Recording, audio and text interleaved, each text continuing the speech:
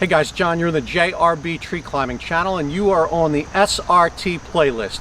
And we're starting to get into some really fun and practical scenarios that I use. A reminder as always, if you attempt to duplicate anything that I am demonstrating here today, that you take responsibility for your actions. Please be safe. So here's the scenario. We are going to run a canopy anchor system, but for whatever reason, we want to capture the trunk in our canopy anchor. Now, why might we want to capture the trunk in the canopy anchor? Well, there's a few reasons.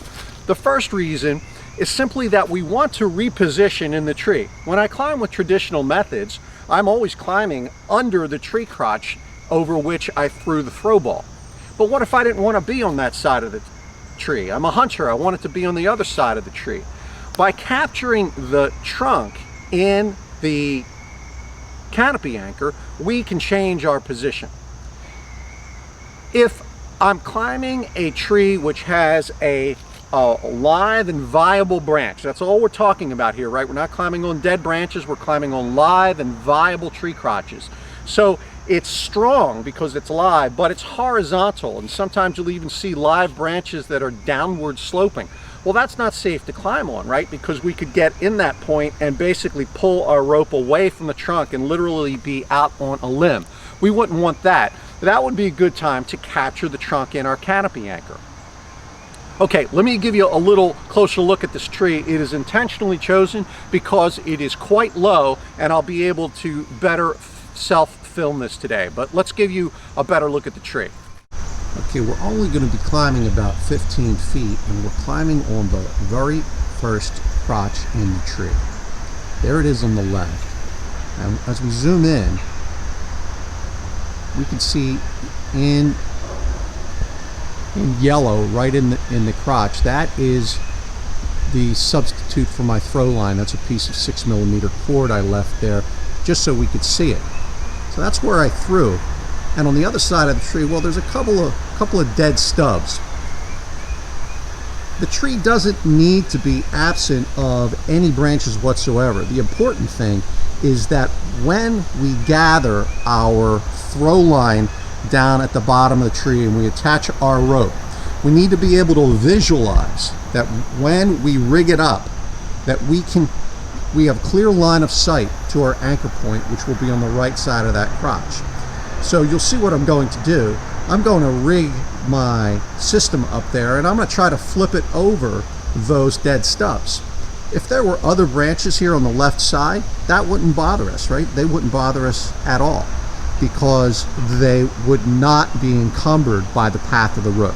So the bottom line is you use your throw ball, you grab a crotch that you can visualize setting your anchor on the opposite side of the tree. All right, let's get set up. Okay, so today I will be climbing on a Maverick hitch as my canopy anchor.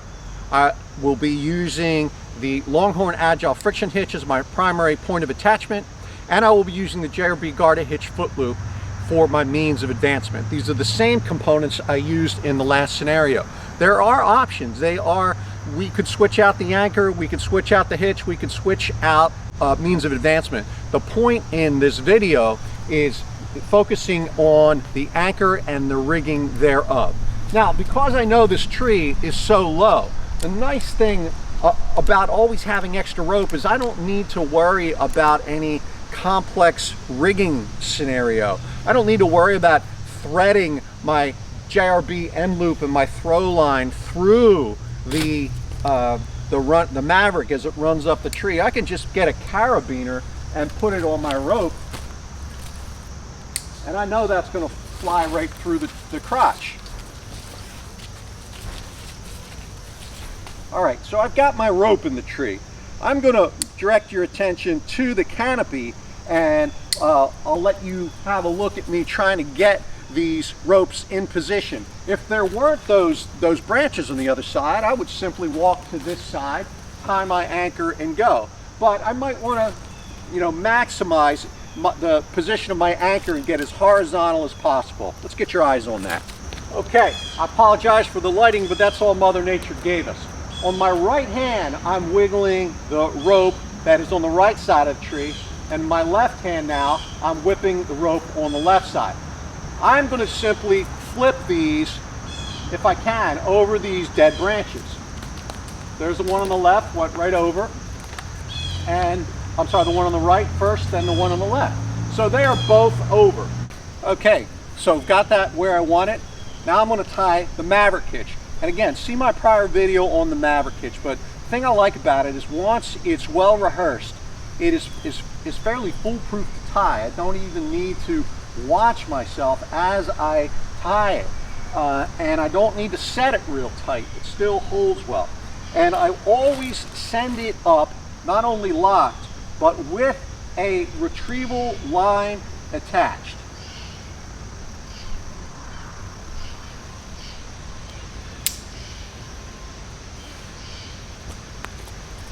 Here's my retrieval line. Put it on the end of the rope. The reason I put the retrieval line on is just in case something goes wrong and I need to pull this back down. And you wouldn't want to have to pull it back after you've loaded it. Now I'm going to direct your attention to the actual point of connection because I'm going to walk away. I'm going to walk away so we can get this as horizontal as possible. Okay, so hopefully you can see the rope there, but I'm walking from the angle of the rope. You can tell where I am. I'm walking away from the tree. So I want to get that cinched in fairly horizontal.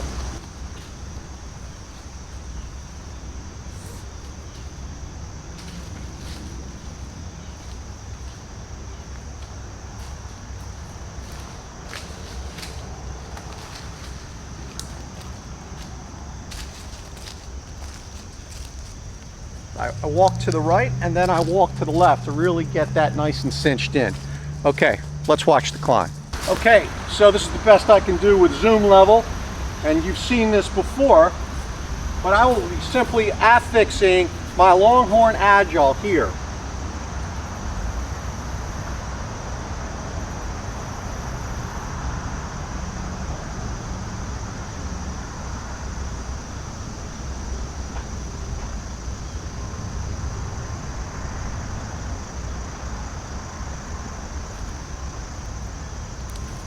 Put my bridge on it.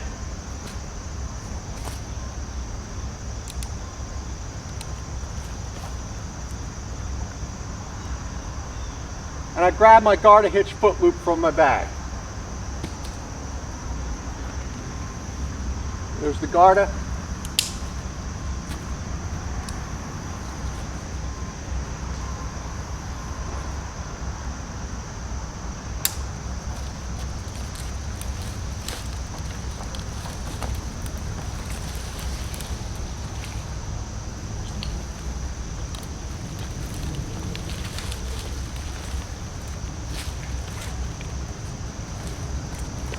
Whenever we set into a rope, gravity's always going to take us where it wants us to be. And that was a little bit to my right. Just let it ride.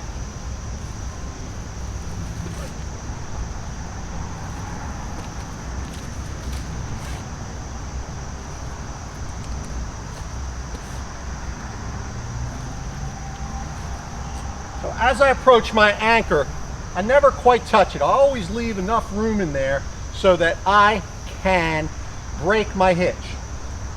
So I would have paused to set a platform. Let's assume it's time for rappel.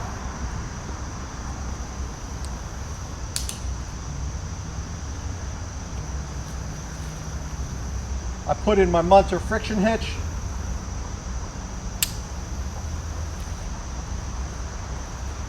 I'm ready to rappel. Let's unlock the Maverick. The Maverick is not unlocked. It will not be retrievable.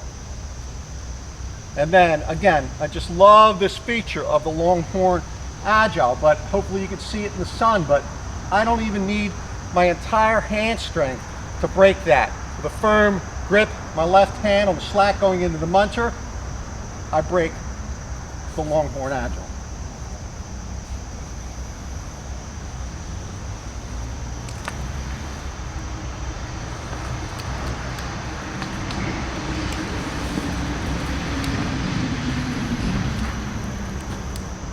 Once on the ground, disconnect both of my bridges. I would normally remove the Longhorn Agile. We won't waste any time, but I'll simply bring the system down by pulling on the release line. It is now released, and I have my options for which side to pull up.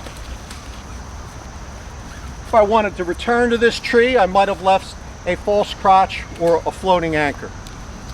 Should you attempt that type of a climb, please ensure that you are using a live and viable branch as your anchor, as even though the rope goes around the tree, it is the branch or the crotch that's sustaining the majority of your load, and it must be viable. We're going to talk about other scenarios about what to do when you've got a dead branch and how we can leverage that. But you never want to put your body weight on a dead branch, whether it is forming a crotch that you're climbing up to or you're girth hitching the tree. Don't get me wrong, I understand that there are some pine branches that can be quite strong for 40 years, so you'd have to use your judgment, but I can't give a recommendation to climb on anything dead. It's just not a good practice. We've got more to show you there. The other thing I'll be showing you is how we can repeat that stunt, but in a much messier tree. Got that video already filmed and queued up next. And I'll also be showing you how we can start to substitute some of the three components. For example, in my hand, I am holding a Longhorn hitch. It's already fashioned. It's in my belt, just like the one I used to create the Longhorn Agile. The other thing I can do with this is I can create a Longhorn soft shackle. And this is yet another canopy anchor option that works in many scenarios. I want to add that to your list as well. If you've got specific scenarios that you would like to see addressed, please leave me a comment and I will add them to the backlog.